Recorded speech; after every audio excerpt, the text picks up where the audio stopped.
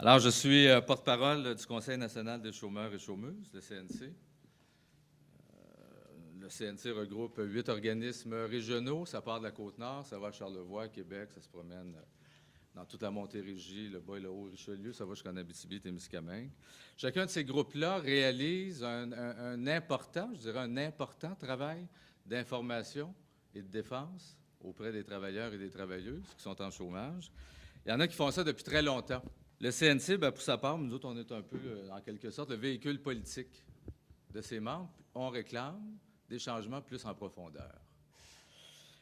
Il n'est pas très commun, je dois avouer, dans notre histoire, qu'un gouvernement soit de notre côté. Alors, c'est une excellente initiative d'avoir mis en place cette commission d'examen sur l'assurance-emploi. Ça arrive à point nommé. Je suis accompagné aujourd'hui de Roger Valois et de Yves Lessard, qui militent avec nous sur ce projet de rapatrier au Québec le régime d'assurance-emploi. L'année dernière, à peu près à la même époque, on a fait une tournée du Québec, une quinzaine d'assemblées publiques du mois de septembre au mois d'octobre. Un peu partout au Québec, on a rencontré des centaines de personnes inquiets de cette réforme-là, puis ils n'attendaient pas des grandes gueules comme nous autres pour être inquiets de ce que Harper avait annoncé avec cette réforme-là. Des gens extrêmement inquiets, très préoccupés, des deux côtés du fleuve, dans l'Est du Québec particulièrement, employeurs et salariés. Roger Valois a été vice-président de la CSN de 1984 à 2011, porteur du dossier d'assurance-emploi. Yves Lessard a été dans le milieu des relations de travail pendant plus d'une trentaine d'années, beaucoup à la CSN comme président de l'ancienne Fédération des affaires sociales, ancien député du Bloc québécois de 2004 à 2011, vice-président du comité permanent des ressources humaines à Ottawa pendant 7 ans. Moi, je suis dans un groupe de chômeurs depuis 1979, c'est pratiquement une autre vie. C'était Trudeau à l'époque qui était premier ministre, imaginez. On ne rajeunit pas. L'assurance chômage, ben oui, ça a été conçu à l'époque comme étant une sorte de protection économique pour les travailleurs et les travailleuses qui perdent leur emploi, qui se retrouvent en situation de chômage.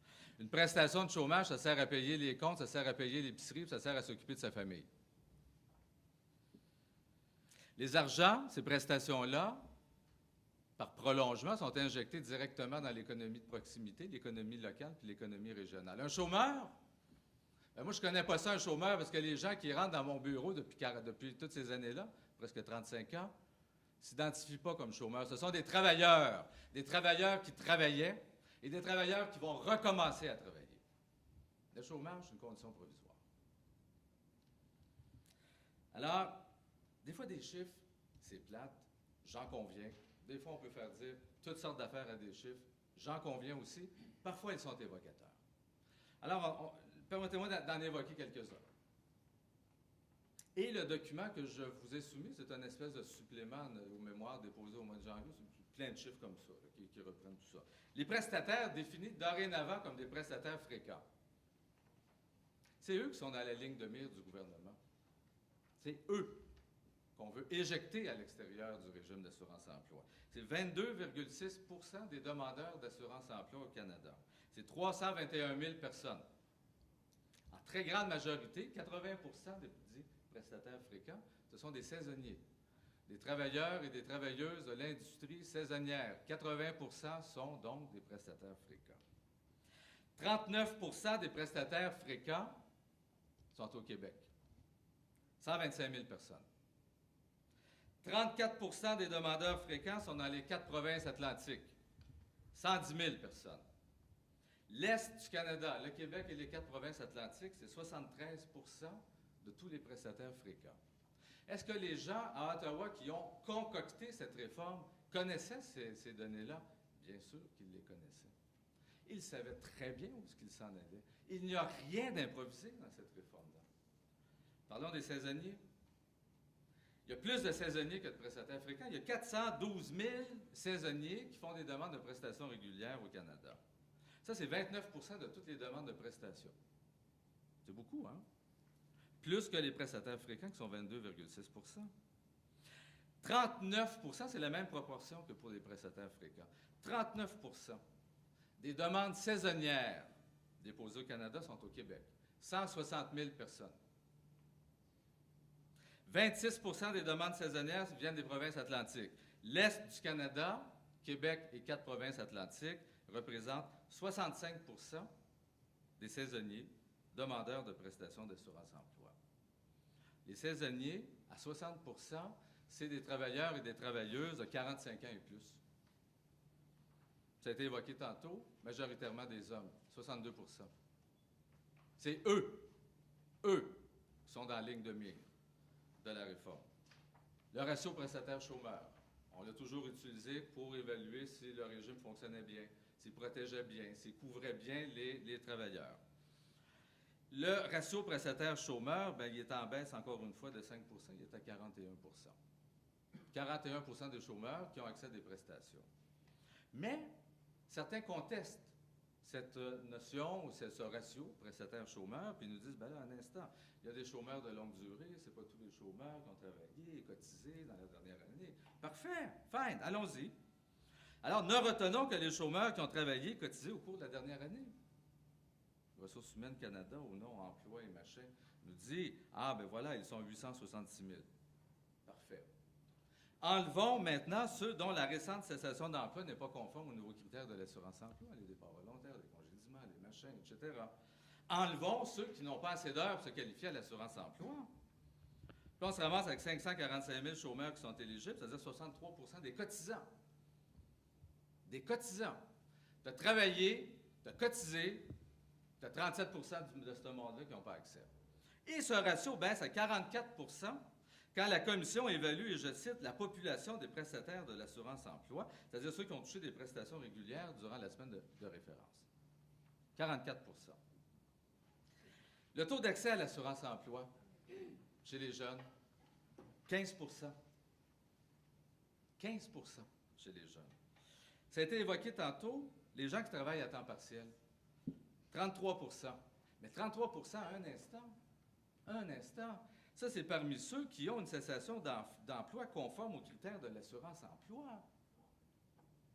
33 qui ont accès, des gens qui travaillent à temps partiel. De façon générale, on a fait établir une étude par un économiste. Il nous dit, de façon générale, les gens qui travaillent à temps partiel, c'est 22 qui ont accès à l'assurance-emploi. 20 de la main-d'œuvre canadienne travaille à temps partiel. Un travailleur sur 5, et je devrais dire une travailleuse sur 5, parce que les 2/3 des gens qui travaillent à temps partiel sont des femmes. Et eux, on les a éjectés du régime. Certains parlent, on l'a entendu beaucoup, un peu partout, de chômage, mode de vie. Je l'ai entendu de vive voix de la part des députés conservateurs l'année dernière. Permettez-moi de parler de cette anecdote ou mauvais souvenir. On m'avait invité à aller témoigner en commission parlementaire sur le projet de loi d'exécution du budget, le C-38, je pense que c'était au mois de mai ou juin l'année dernière. Le projet de loi qui faisait 450 pages, qui modifiait 60 lois différentes, dont la loi d'assurance-emploi, étudiée par un comité parlementaire, celui des finances, et à grande vitesse. Alors, je me ramasse devant un paquet de députés conservateurs, ils sont majoritaires, c'est malheureux. Et là, je me ramassais, là, mais vraiment dans un mauvais feuilleton de Mad Men. Là, on est dans une autre époque. Et ces gens-là ont des préjugés, mais à tour de bras. Le député de Fort McMurray était là. Puis il nous parlait avec une connotation à la limite de la xénophobie, sinon du racisme, des Québécois et des Acadiens qui viennent faire leur thème, puis qui retournent chez eux pour se mettre sur le chômage. Puis il était bien tanné de ça, lui-là, en tout cas. Le chômage, mode de vie. Alors, voilà, quelques chiffres évocateurs, n'est-ce pas? Vous devez savoir que la durée moyenne d'une période de prestation, c'est 21 semaines. Alors que de façon théorique, le temps de travail, etc., le taux de chômage, la durée moyenne pourrait être de 33 semaines. La durée moyenne réelle est de 21 semaines. Moins élevée encore chez les saisonniers, elle est à 19,9. 70 des prestataires n'épuisent pas leurs prestations. Plus élevé encore chez les saisonniers, 80 des saisonniers n'épuisent pas leurs prestations. 72 chez les prestataires fréquents. Pourquoi? Ben, poser la question, c'est y répondre. Les gens veulent travailler. S'il y a de l'emploi, ils vont travailler. Lâchez-nous avec cette espèce de truc, là, chômage, mode de vie, etc. Comme si tu peux bâtir ta vie avec un chèque de chômage. Voyons donc. Survie avec un chèque de chômage.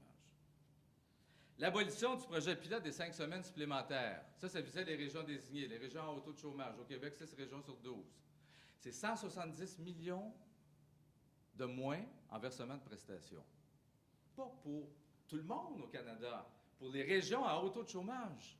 Ça, c'est le retour au trou noir, ça a été évoqué tantôt. Dramatique pour certaines régions comme la Côte-Nord et la Gaspésie, etc. Entre le mois de janvier et mai 2013, cette année, seulement au Québec, 146 000 personnes ont été refusées à l'assurance chômage.